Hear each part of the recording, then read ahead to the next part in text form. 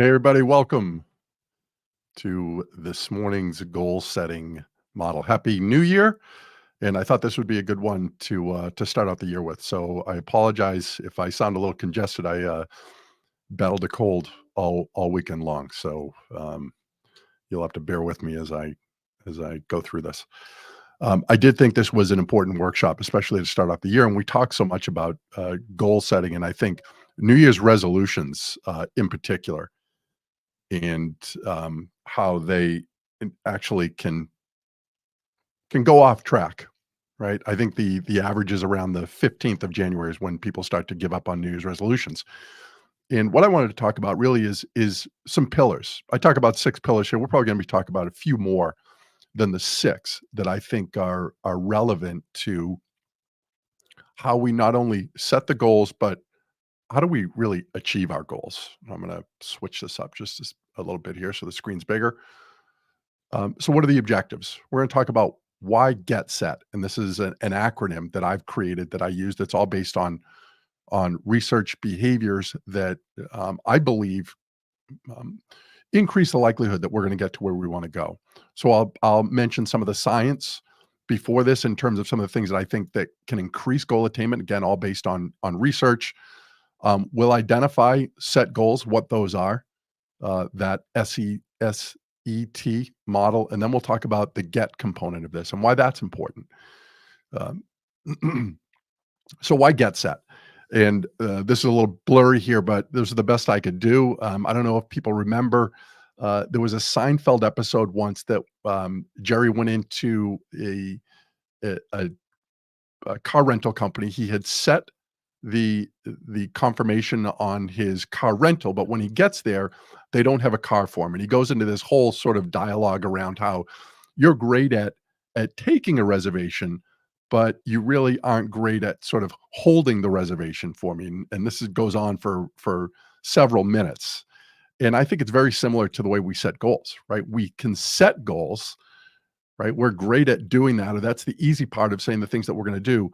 It's the follow through, it's the achievement of the goals that we often struggle with. And I think there are some reasons why that happens. And that's really what this workshop is going to uncover. So, first, I want to talk about some things that we can do, and again, research backed, to improve the likelihood that we're going to achieve our goals. And the first one is writing them down. Just writing them down. So a couple different studies that I've cited here, right? Journal of Applied Psychology found that the likelihood of achieving goals increased 42% when written down. Also, writing goals was more effective than merely thinking about them. And that's what we might do at times, especially if they're resolutions. We talk about what we're going to do this year. We're going to be healthier, which in and of itself is not specific enough. And we'll talk about that. But writing goals down, how important that is, just writing them down. Um, So next one was around what we call accountability partners and finding accountability partners, right? The Association for Talent Development found that individuals who made an accountability appointment with someone they've committed to had a 95% chance of achieving their goals compared to 65% chance with somebody who didn't do that. Accountability partners are vitally important for us in terms of reaching goals. And the importance is to find people around us, and we'll talk about how that can tie in.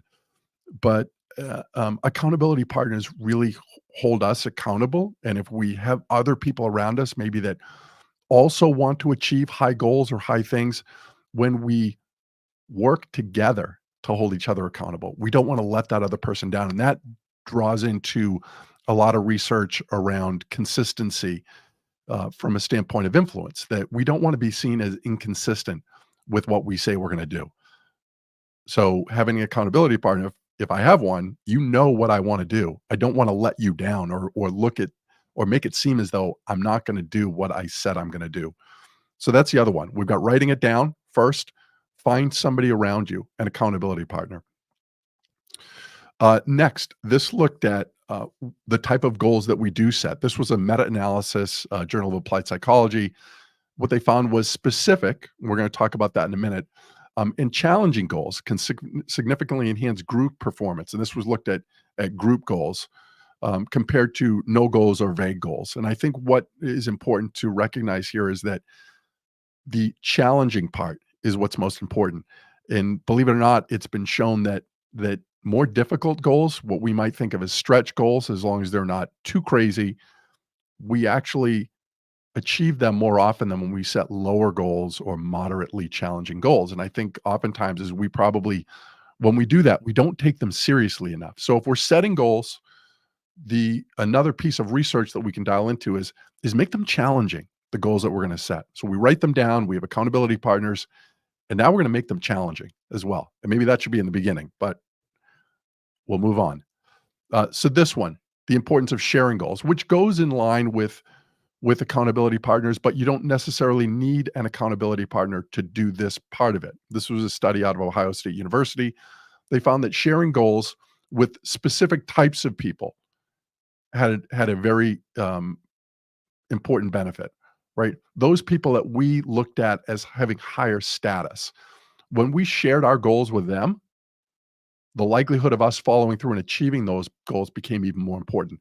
Now, there's another piece to this too, and it ties into the accountability partner piece. Is that when we shared goals, or when individuals shared goals on a regular basis in terms of where they were, the status of their goal achievement with an accountability partner or somebody they'd shared goals with, what they found was they were more likely to achieve their goals, right? So now we're layering onto this in terms of I've shared my goals with you. Maybe I'm using you as an accountability partner, but oh, and guess what? Now what I'm going to do is maybe every 2 weeks, I'm going to send you an email and let you know the status of my goal. Where am I on that? So you think of how this builds in terms of our ability to follow through on this. The last piece that I want to talk about, and these are pillars, but they're not part of the six that I wanted to talk about, is around habit formation and how important this is. Now, we often see or hear 21 days out there is that's what it takes to build a habit. And it's not to say that you can't build a habit in 21 days, but the actual number of 21 days in terms of building a habit is a myth. That there's no research that suggests that 21 days is the number. In fact, this study that was published in the European Journal of Social Psychology actually looked at habit formation in occurring between anywhere from 18 days to 254 days. And the the average was 66 days for us to create what's called automaticity or the habit. So why is this important? Well, this is important because to build a habit, we need to do it, right? So regular required action is what created this automaticity, not just I set the goal today and I wave a wand and 66 days later, it's a habit. We actually have to do what we have sort of set out to do. So that's some of the foundational research around how we can improve achieving what we set as our goals. But now I want to get into what is actually set. Many might be familiar with what are called SMART goals. I will tell you, I worked with or in several organizations that SMART goals were what we used as an organization. And it's not that I don't think that the components of SMART goals are beneficial, but I will say that I think SMART goals, in terms of my experience and what I continue to hear, is they're not things that people use. I think effectively, and I think there are too many steps. Quite honestly, I think setting up SMART goals is a great activity to do, but in terms of actually utilizing them, I think it's too much. So what I created, what are called set goals, that are I think are a refined version of SMART goals, but also they include something that I believe SMART goals don't include, and something that I believe is probably the most important piece of actually achievement of the goal, and that's the E in this model. So a set goal is specific, it's emotional, and it's time bound. So the specific part of this would be around what I want to set for a goal. So if I were to go back to my example of I want to be healthy this year. Well, that's not really very specific. But if I were to say I want to lose 10 pounds, right? That's specific. And we could probably get even more specific than that. But if I were to say I want to lose 10 pounds this year. So now I've got the specific piece of that tied down. The emotional part is the next piece, and for those that might be familiar with root cause analysis, I've applied the same concept to, achieving goals, and it's getting to the root cause of why you want to achieve this goal, and I think the more we drill down to the why on what we want for a goal, it makes it much more, realistic for us, and I think it strengthens us in terms of wanting to achieve that goal, right? Because we have to really dig down into why is this important. So for whatever that is, if I were to say, I want to lose 10 pounds. Well, why do you want to lose 10 pounds? I want to lose 10 pounds because of this. Well, why is that important to you?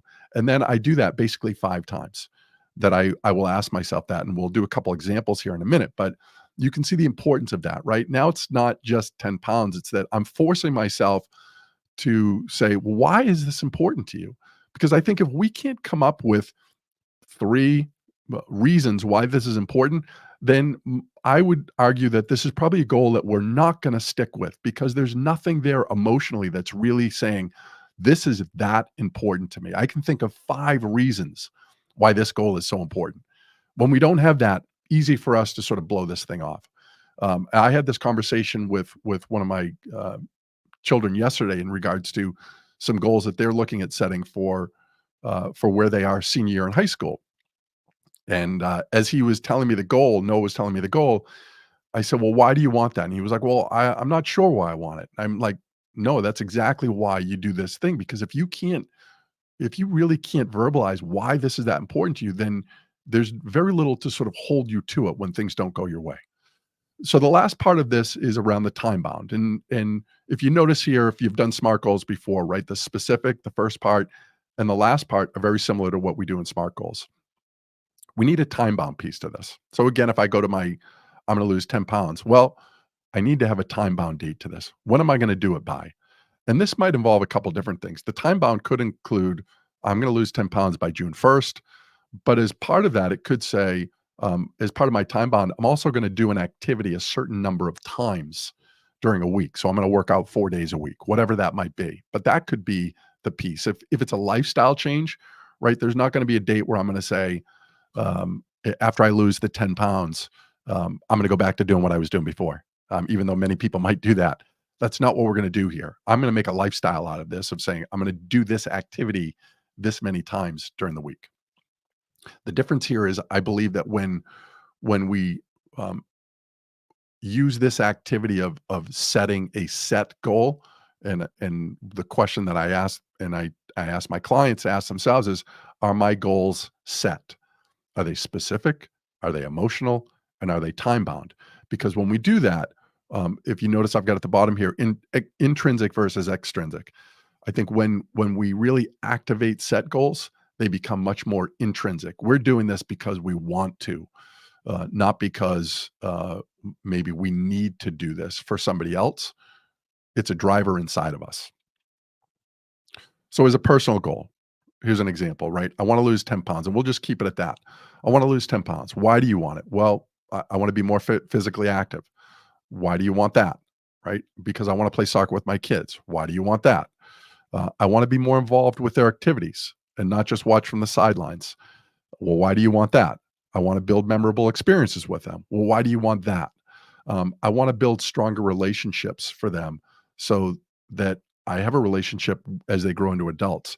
And I often think of this in terms of as my kids have gotten older, there was a statistic that I once heard that said that we will spend on average 90 to 95% of the time with our kids, um, all of that before they turn 18 years old. Well, to me, that is a real motivator to make sure that I make the most out of this time now that I'm with them, and also to make sure that, I don't have to keep that statistic because if I've built relationships with them early enough, I believe that, when they leave the house, I've created a relationship that they want to come back and spend time together, and I believe that I'm seeing the results of that now.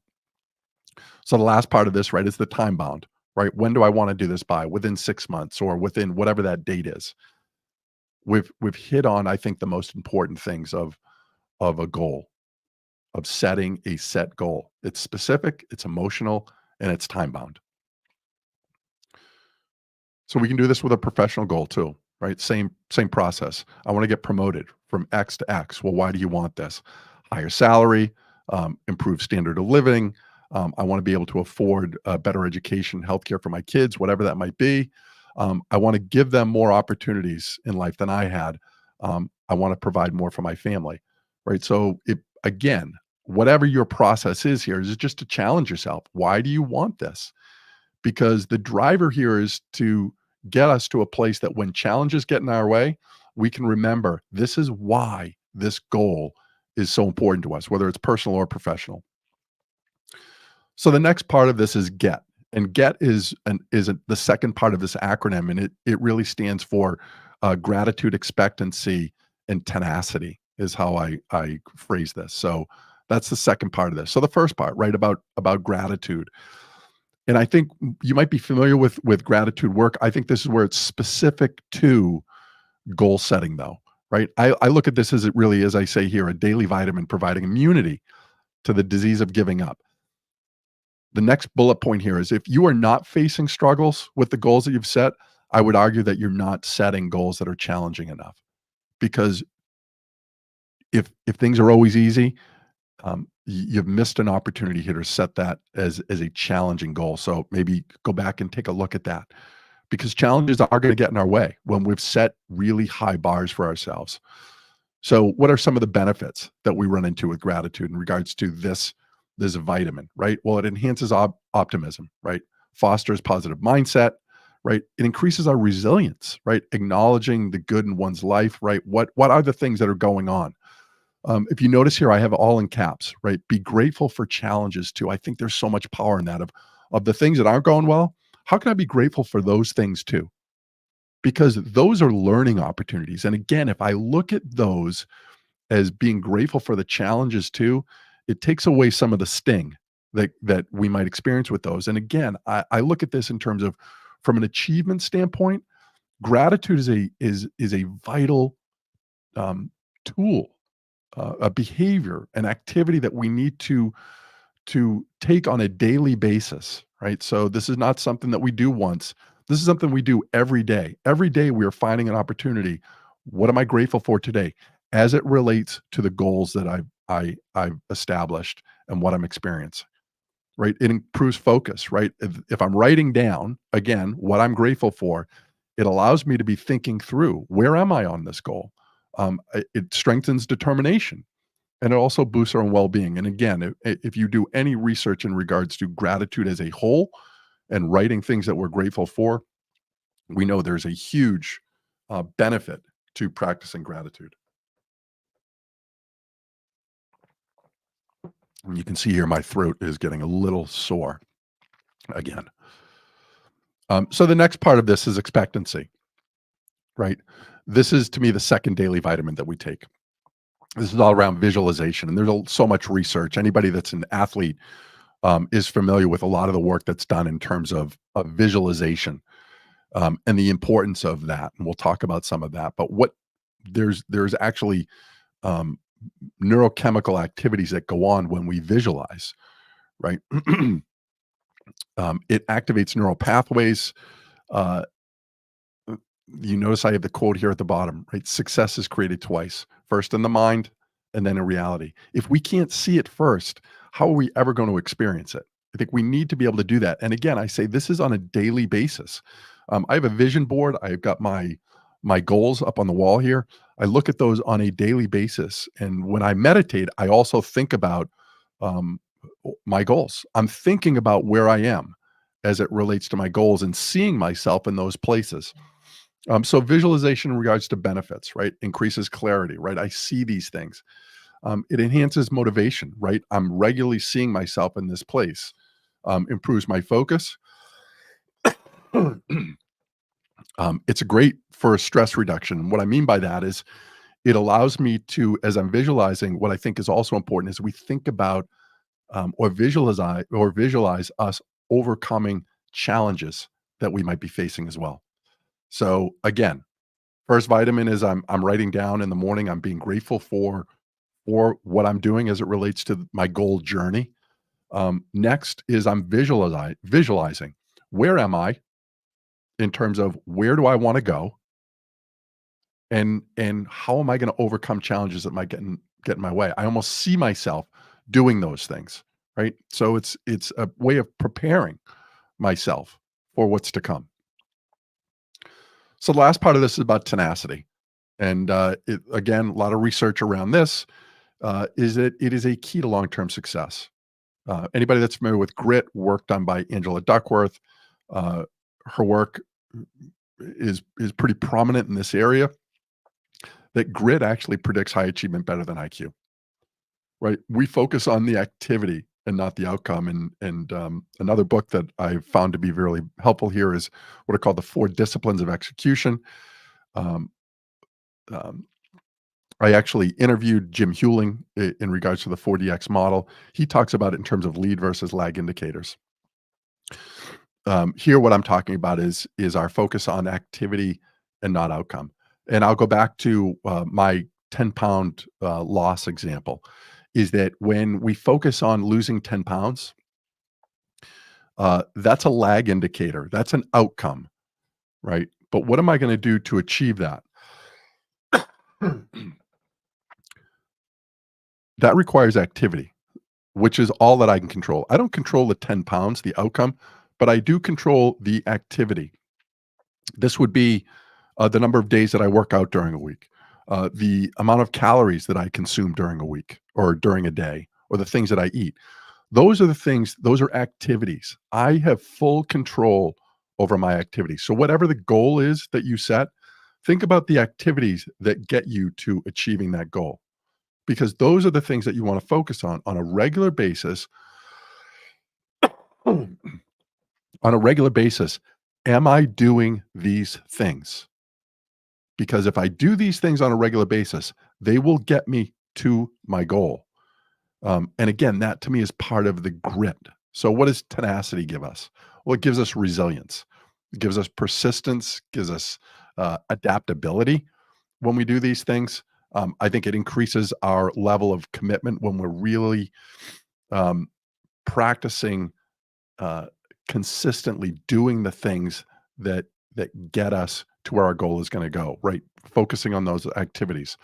But it creates mastery. So anybody that's familiar with work done by Anders Ericsson or the book Outliers by Malcolm Gladwell, he talks about 10,000 hours, and they talk about deliberate practice. Well, this to me falls into that, right? Tenacity is about doing the things on a regular basis that will get us to our goal. And when we do those things, when we focus on tenacity, right, the get part of this, then the set part becomes easier, right? So you need both, right? Is getting or get set. So as we review, get set to succeed, right? Is these six pillars that we talk about. Well, what are some things that we need to do first? Well, we need to write our goals down. We talked about the importance of that. We also talked about the importance of sharing our goals, how important that is. Tell somebody that you respect what you're going to accomplish. And don't do it on social media, because again, that's mixed, right? Because if you think about it, a lot of people on social media aren't of high status that you really care about. It's about people around you that you respect. Tell them what you're going to accomplish, right? Find accountability partners. Who's somebody else that you know, or maybe a small group of you that you are all dialed into wanting to succeed in a certain area. How do you hold each other accountable? Make sure your goals are challenging, and then work to create habits. Do the things that on a regular basis, we know that when we do these, they create habits. So when you set your goals, make sure they're specific, make sure they're emotional, that they have a why behind them, they're time bound. And then on a daily basis, practice gratitude, practice expectancy or visualization, and then be tenacious. And then lastly, go out there and rise above your best. So I apologize that my ability to work through these and having to cough is a little distracting at times. I hope you've been able to gain so much from this. To me, this is such a powerful component of how we become successful. I'm always open to further conversations, exploring how this might be able to benefit you directly or the company that you work with. Please feel free to reach out to me, and have a great day. and rise above your best.